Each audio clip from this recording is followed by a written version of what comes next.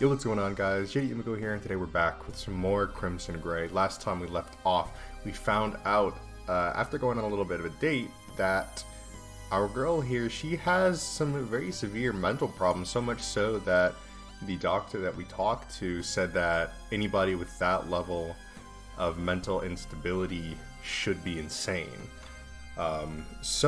Yeah, interesting. Without further ado, let's jump right on back into it. So let's see, I guess we're here then? Here we go. Sunday was a miserable slog through every second. John gave up on accomplishing anything whatsoever, and just lay in bed feeling worse about himself. He fell asleep early and woke up in the early morning. Not feeling better, that was impossible after a day wallowing in himself, but suddenly getting his energy. Okay, let me restart that. Not feeling better, that was impossible after a day wallowing in himself, but suddenly his energy was back. That is such an awkwardly constructed sentence. Not feeling better, that was impossible after a day wallowing in himself, but suddenly his energy was back. That's a bit of a weirdly structured sentence to say. I'm gonna blame it on that. And he needed it because he hadn't accomplished anything he needed to do over the weekend. He set to working feverishly on Monday's homework. By the time he needed to go to school, his eyes were gritty and his good mood was gone, but he was ready. High functioning, John sighed and headed to school. He hadn't gotten very far without warning. Without warning, Lizzie was walking beside him. Good morning, John. Morning. Are you alright, Lizzie? I spent yesterday thinking. I've come to some conclusions. So, what did you decide? Oh, what did you conclude? For a long time, the most I could imagine was being near you, talking to you, but now I see that's not enough. You have to be protected. I have to do it. Lizzie. What they said to you? It made me so angry. I wanted to kill them. Then you'd be safe. Wait, you didn't... No, I didn't. Because you have to be protected from me too. What? Since I took the medicine, I see things differently. I don't like it, but I understand better now. I don't want you to be afraid of me, John. I'll protect you, no matter what. She seemed sad, but so sincere. What was he supposed to say to something like that? You don't need to say anything. Don't worry. Please, don't worry. I'll protect you. That's all I can do. I had a really good time on Saturday. I mean it. I'm glad to see you happy too. John is so kind. Too kind. I'll see you later. She rushed away too quickly, leaving John completely uncertain what to think. In some ways, she seemed more stable, yet that wasn't a complete comfort. Lizzie was still carrying her knife.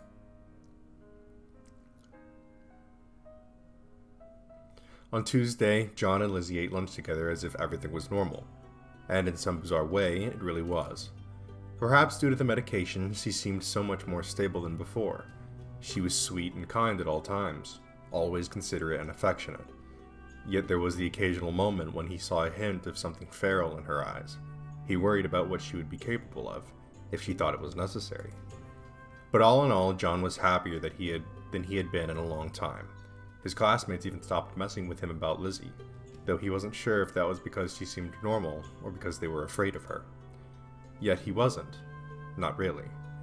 He had a hard time believing that anyone could really love him, yet it seemed that Lizzie truly did. If anything, he worried that he could never love her back that intensely. He had an appointment scheduled with Miss Smith on Wednesday, yet for once, when he walked into her office, he didn't feel like he desperately needed it. Ready for your session today, John? Actually, I'm feeling really good. Maybe we should skip today's? You know better than that. If you stop treatment that's making you feel better, you might have another relapse. No, you're right. Sorry. Don't be sorry. Just lie down and take a load off. So, how have you been doing lately? Well, I'm okay, I guess.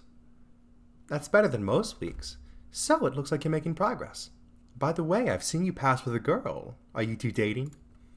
Uh, alright, options. Yes, we're dating, maybe something like that. No, we're just friends. No, she's sort of stalking me, or it's complicated. Um, this is a bit of a tough one, isn't it? I personally want to do yes, we're dating because I kind of want to push that narrative myself. That's what I want to kind of end up with. So maybe something like that. No, we're just friends. No, she's sort of stalking me, or it's complicated. If I say no, she's stalking me, then she's probably gonna be like, "Oh, let's call the police." It's complicated. It really is complicated. No, we're just friends. Maybe something like that. Maybe I do like maybe something like that. You know? Huh. Ah, fuck it. Let's just shoot for it. I'm gonna save though, just in case. I don't do that enough, but yeah, we're gonna go yes, we're dating. That's probably good for you. You need more relationships, but I have to ask, have the two of you been intimate? What? How can you ask that? I'm not teasing you. This is a very serious question. You better not be leading up to giving me a lecture about safe sex or abstinence or anything. So, should I take that as a no? Yes! I mean, no, we haven't done anything like that. It's good to hear that you're at least expressing interest. Koitek got back to me about erosipam, and it's still decades from viability, so we don't have a solid option for libido issues. I still don't know how to pronounce that, if it's libido or libido or libido. I guess I'll just go with libido. Can we talk about something else? Anything else? Sorry to make you uncomfortable, John, but I do need to be concerned about your welfare in all respects. To that end, I need to ask one more question. Has the girl ever displayed any strange behavior? Erratic tendencies? What kind of question is that? We're gonna save again. I just want to make sure that I'm not, like, messing anything up at all. Let's ask what kind of behavior, because she's obviously leading on to something, so I don't want to end this here. Let's get a little bit more out of her. What kind of behavior?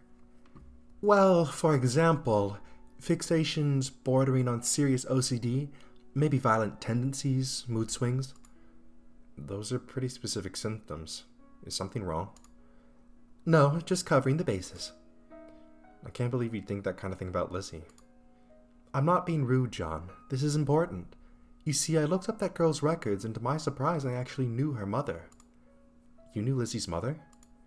Yes. Abby Doss took part in one of our early clinical trials. She was one of the women who had to be removed from the study when we learned that they had lied about being pregnant at the time. Plus, I thought she displayed addictive tendencies. I understand she began abusing prescription painkillers later in her life, too. The poor girl probably had a hard childhood. So anyway, I just hope that the girl turned out alright. Any drugs taken while someone is in utero can have permanent long-term impacts, so I'm glad the girl turned out normal. Well, you were very wrong about that. Thank you for letting us know exactly what the fuck happened. Moving on, you seem so much better. I assume the issue of emotional grayness took care of itself? Yeah, of course. Miss Smith seemed so positive, he couldn't bring himself to tell her the truth, because despite the general improvement in his life, that aspect of it had not. Lizzie was a single spot of color in his world. The rest was even grayer than before. The rest of their session passed in a gray blur. When it was over, John was in a strange mood. He felt a little better, but not much. Usually after a therapy session, he floated in an empty tranquility, but now his mind was racing. He impatiently sat through his next class, but his mind was on what Miss Smith had said about Lizzie's mother. Could that be part of the reason for her instability? When he had a free period, John headed straight to the library and tried to look up past incidences. It was hard to find information on Koitek's old trials, but when he eventually gave in and looked at the microfilm, he actually found some relevant articles. Okay, here we go. He knew that Lizzie had been born in 1972, so he was able to skim back to around the time she'd been born. He actually found the birth announcement in the local paper easily, but for the rest, he was left searching aimlessly through shitty local articles. Wait, Lizzie had been born in 1972? What? What era are we in? Wait, so we're in high school, so let's assume at most she's like 17 or 18, right? That would only place this game at around, what, the 1990s? On the dot? Okay.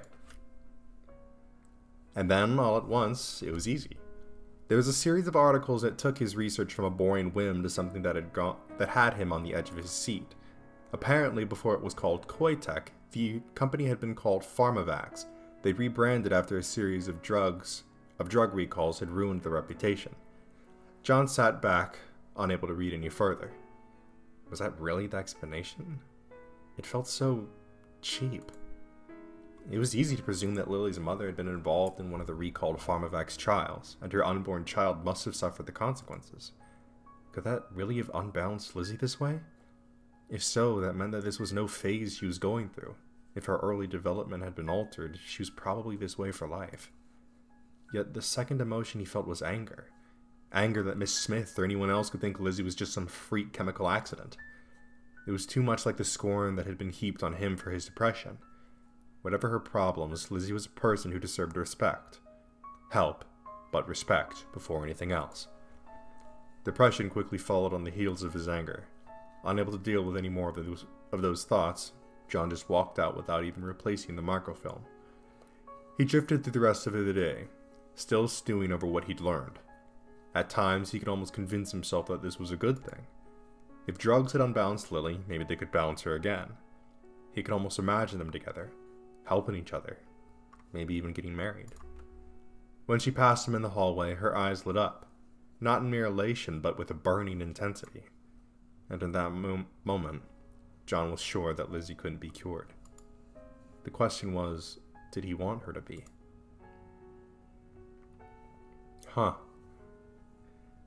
Several days later, as they were leaving after school, Lizzie caught up with him, an odd look on her face. John, I'm so happy. Really? I spent so long just watching you, imagining what it would be like to say hello, to hear you say my name, for you to look at me. That we can actually talk like this. It's like a dream. A wonderful dream that I never want to end. I'm happy I met you too, Lizzie. This past week has been fun. Say, how's the Nilazon working out for you? No unpleasant side effects? It's wonderful. Thank you so much for giving it to me. Well, I hope we can find you some more once this dose runs out. Some drugs you can renew week to week, but I don't know about this one. It could be a pain. Oh no, I wouldn't want you to go into any trouble for me. But it's helping, right? I want you to be able to have more if you want it. That's so sweet, but it's not necessary. It helped me understand our relationship clearly. I don't need it anymore. But John, we've been dating since you accepted my confession, but we've only done normal things. I love being with you every single moment, but can we do something more romantic? They might as well. People already thought of them as dating, and she'd seemed so sweet for so long. What was the worst that could happen? Please? We have a lot of options, considering that we have all next week off. But we don't have to wait that long. How about we plan something for Friday night? I don't have a car to pick you up, but I can take you to a nice restaurant. Yes. Good then. It's a plan. Friday. She would still have a day or two of medication left on Friday. John figured she would stay stable. Maybe the date would leave her happy enough that she'd change her mind about staying on her meds. No matter what mistakes her mother made, Lizzie could live. Maybe Lizzie could be stable with the right treatment. John really thought this would work out between them.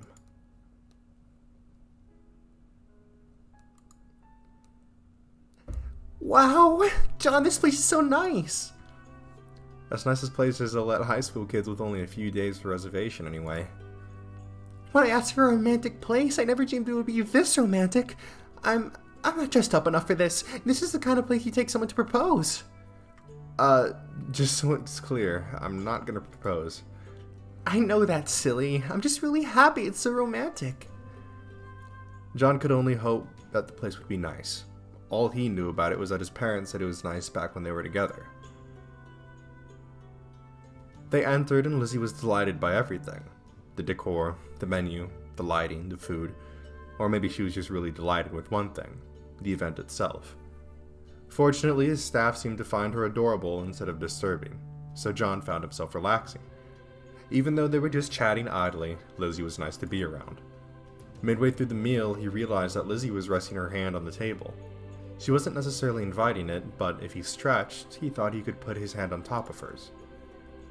Who the fuck do you think I am, huh? Who do you think I am? Of course I'm gonna take her hand. We're smooth. John is smooth.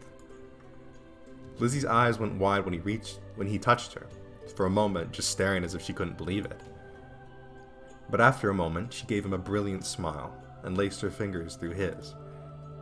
Okay, he hadn't meant to do it, but John decided he could just awkwardly hold her hand while they ate. That certainly seemed to be Lizzie's intention. She actually wasn't getting a lot eaten, since she didn't talk with her mouth full and listened rapidly whenever he talked. Rapidly. But at least she seemed to be having fun. After a while, Lizzie patted at her mouth with her napkin and sighed in satisfaction. She didn't let go of his hand, though. This was wonderful. Absolutely wonderful. Yeah, it's all really good. Not the food, the date. Oh, but I've made you talk so much, you haven't got to eat very much. That's okay, No, I'll be quiet and watch you while you eat. So, Lizzie, how about you tell me where you live? Oh, it isn't too special, just a house. Do you live with someone? I know not your parents, but some other relative? No, it's just me. Abby inherited the house, I think, and she didn't manage to sell it off when things got bad. Abby? My mother. She was an awful woman. I don't want to talk about her. It's a nice house, though, I suppose. Abby wrecked a lot of it, but I've been able to repair it with money from James. Your father? I guess, but he never cared enough to meet me. Abby always complained about him, and the checks don't always come. But I don't want to talk about that. It's all horrible, isn't it? People who can't even pretend to be in love just tear into each other. That's not what I want. Not at all. Whoa. Not at all. When I fell in love with you, I knew it would last forever. Wouldn't it be nice for us to get a house together? Maybe even build one? Oh, so many choices, I can't decide. But I want it to be something we choose together, not something we inherit. Someplace where we want to live together forever. Maybe a big house, big enough that I can have lots of nice windows, but also rooms inside where no one can see us. And maybe a fountain. Lizzie giggled and squirmed in her seat as if she couldn't contain herself. Her fingers in his gripped so tightly that it almost hurt. But now I'm just saying things. None of those really matter. The only thing in our house that I'll care about is you. It was the longest he'd had yet gotten her to talk about herself or her goals. And while it was still pretty focused on him, he didn't mind hearing the details. That's a very nice image, Lizzie. Aw, I'm glad you think so. And you finished your food. This has been wonderful. But can we go now? Can we? Only slightly worried about what she was thinking, John paid the bill, trying not to wince, and then they left the restaurant. They got into a bus and Lizzie never let go of his hand the entire time. He began to wonder when she was actually going to let go, and that was when she leaned her head against his shoulder. This feels so nice. Yes, it does. Really? You enjoyed tonight? I did. It's not often that I hear you talk about things you want, other than, me. It felt ridiculous to say that, like some kind of boast, and a second later he realized that it might just be exasperating her problem, or at least making light of it. But Lizzie just considered his words thoughtfully, then gave a slow nod. I've always wanted to know everything about you, John. I'm glad that you want to know about me. John, would you like me less if I stopped taking the medicine? Shit. What was he supposed to say to that? John desperately racked his brain for a good answer. I like you, Lizzie.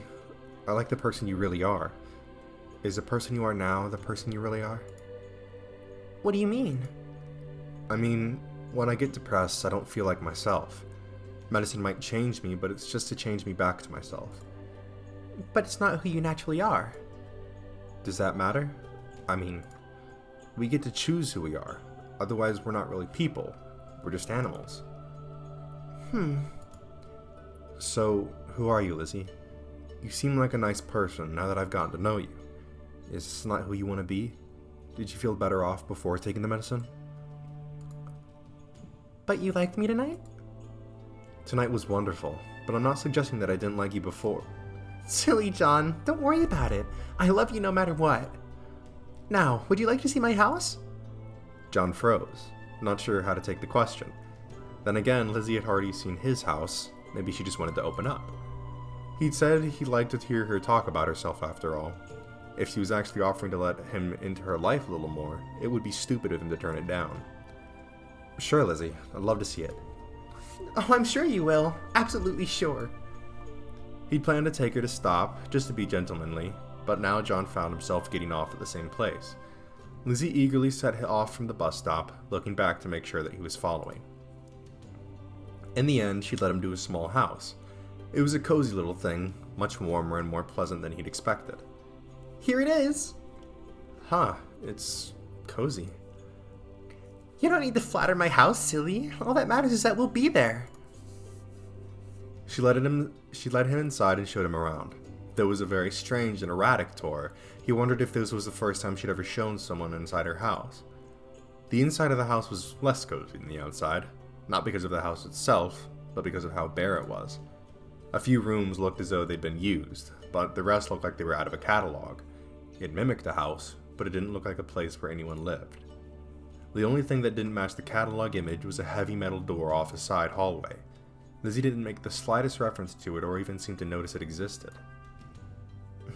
This picture, is it your mother? Oh, that. I forgot I even had that. Lizzie didn't seem to care, but John was curious enough to pick up the frame and look closer. He was surprised to find his hand immediately coated in dust. That had to be years of dust. How could Lizzie have lived here for so long and never even disturbed a picture sitting on a table like this? In any case, he could see where Lizzie got her good looks from, but other than that, she and her mother didn't look very much alike. There was something in Lizzie's eyes and posture that was just lacking in her mother. She was on the beach with some man. Neither of them looked like they were enjoying themselves. Maybe he was imagining things, but you could practically see the growing enmity between them. Absurdly, his mood began to decline. It was just a random relationship from people he didn't know. It had nothing to do with him. Yet, the idea of people producing a child from a relationship they obviously cared so little about sent him into a spiral. John? John, you shouldn't be sad. Our house wouldn't have anything like this in it. Huh? No, I was just, Don't worry. I want to be around you every second of the day forever, but I know that wouldn't work when we grow up. I can get a job. I'm good at lots of things. It'll be sad being apart, but we can call each other at work and send each other things, and when we get home and see each other again after so long, it'll feel so good. Her picture of the future actually sounded nice. Lifted a little of the cloud in his head, but he couldn't find a way to put that into words, and so he said nothing. Undeterred, Lizzie encouraged him into the living room and pushed him down onto the large couch. It hadn't seen much use, but it was free from dust and gloriously soft. You stay here, okay? Give me a moment to change out of this. John swallowed and stayed where he was. Oh yeah, baby! Let's go! He didn't have a lot of experience, but he'd heard his friends talk about their exploits. He thought a lot of it was lies, but was there something to what they said? If Lizzie really did come out wearing lingerie or something else crazy, he wouldn't know what to do. He honestly didn't. Part of him that had been asleep for a long time liked that idea, fantasized about what might happen. Another part of him was incredibly nervous to even consider the idea of being closer to her. He couldn't keep sitting there. His nerves would destroy him. Instead, John got up and began to look around the house more carefully. The dustiest parts of the house seemed to have remnants of Lizzie's mother. At least he didn't think Lizzie would be into cheap little glass figurines. Opening one of the rooms, he discovered that it was an unused bedroom. He was about to go in when he spotted another picture frame beside the bed. This one featured Lizzie as a child, sitting on her mother's lap. It struck him so strongly that he immediately went to look at it more carefully, not caring that his hands got even dustier. Lizzie's mother was glowing and obviously proud of her daughter, while Lizzie ignored her entirely. No, not just ignored her. There was a flat emptiness in her eyes. as if they weren't even related. It didn't seem to stop her mother in the picture, but the distance between them was agonizing. Why would anyone keep a picture like that, much less frame it? John stared at it a while longer, then set it down and left the room. The look Lizzie had been giving her mother. Those eyes shouldn't have belonged to a human child. John didn't want to think about it a second longer, so he rushed out of the room as fast as he could. Desperate for something to take his mind off that unpleasant thought, John looked around for anything else. The door next to the bedroom was jammed, but he wrenched it open and stared. The room was filled with pictures of him, his yearbook photos, but also a lot of pictures of him in class, pictures she must have taken herself. Oh fuck, there are pictures of him sleeping on his own bed. For a moment, he just stood there, trembling. Then John snapped back to his senses. He immediately stepped back and closed the door, trying not to make a sound. He told himself he shouldn't be so surprised.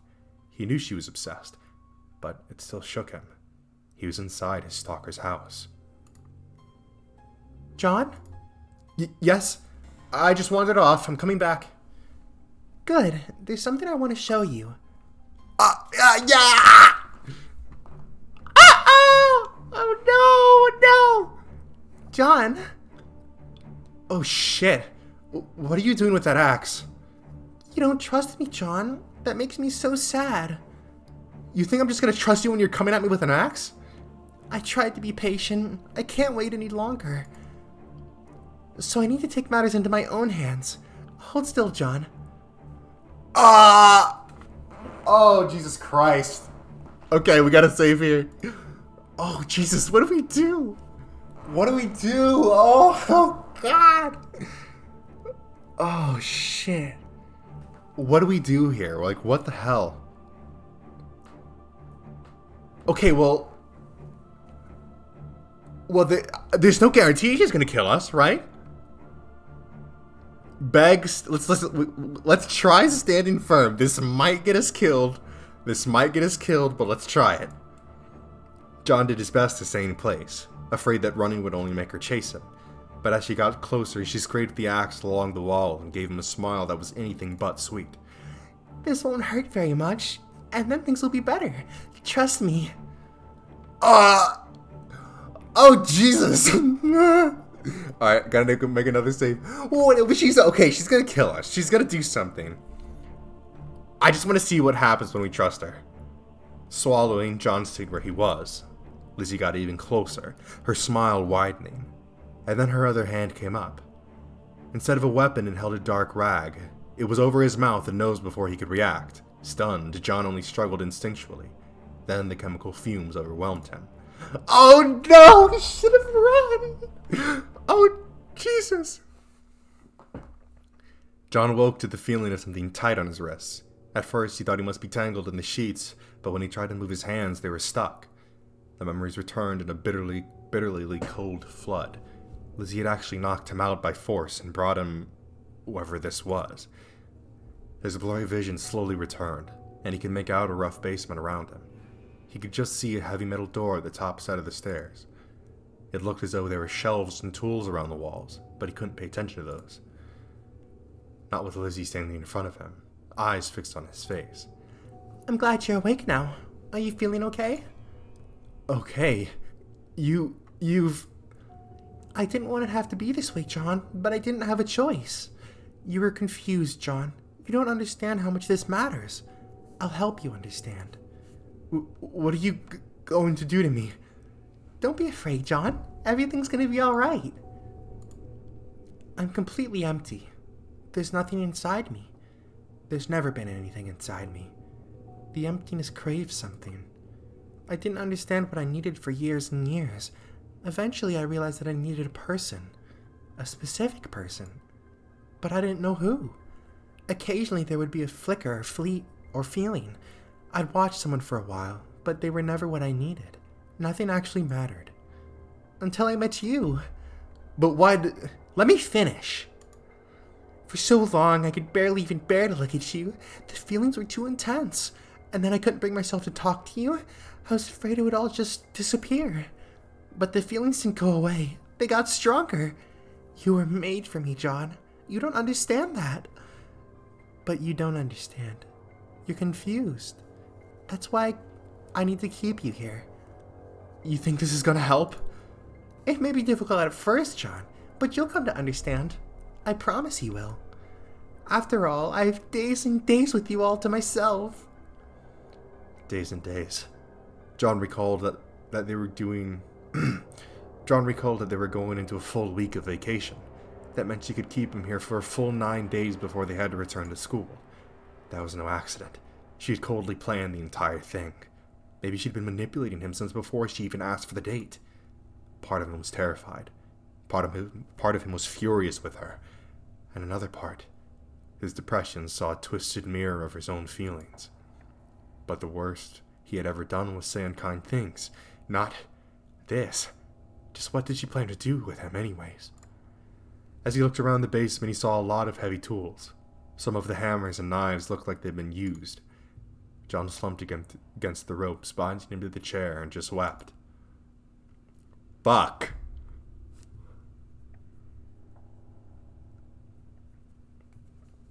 He wasn't sure how long the release of emotion continued, but when it was over, John felt as though his mind had been purged. His current situation might be pretty bad, but he still had options. He could figure out something, assuming he figured out what he even wanted to do. The sane thing to do would be to find a way to escape, contact the police, or maybe it would be safer to convince Lizzie to calm down, take more medication, not hurt him. John, we're gonna have ever so much time together. Aren't you excited? He needed to say something, turn the situation around, but it was just so hard to focus. Before I got to know you, I thought this would be the easy part. I thought I understood how people worked. Some things never made sense to me, but others are so simple. Lizzie walked up to one of the walls and began running her fingers over the tools there. She picked up a knife and caressed the edge, partially turned away from him. I thought that once I found you, I could make you mine, and then I would feel whole. But you see, I underestimated just how much you would change me. I'm so much happier, and everything is so much more complicated. She walked toward him, wearing a soft, loving expression, but still holding the knife. John froze and held his breath as she walked behind him. I want all of you, John. Even the parts I didn't even know existed before. If I hurt you, I would never really have what I want. The knife slid past his face, but only as Lizzie moved to embrace him. She wrapped her arms around his neck and pressed herself against his back, inhaling deeply. I love you so much. I wouldn't be satisfied with just a shell of you. Without warning, she pulled back. The adoration in her expression was gone, replaced with an empty gaze fixated on him. But that makes this so much harder. What are you gonna do to me? I don't know. I wish I knew. I took time to think, but it didn't help. Beg for release, reason with her, or charm her. Jesus Christ, this is because we got involved with her in the first place. But if we denied her the first time, we would have just gotten killed.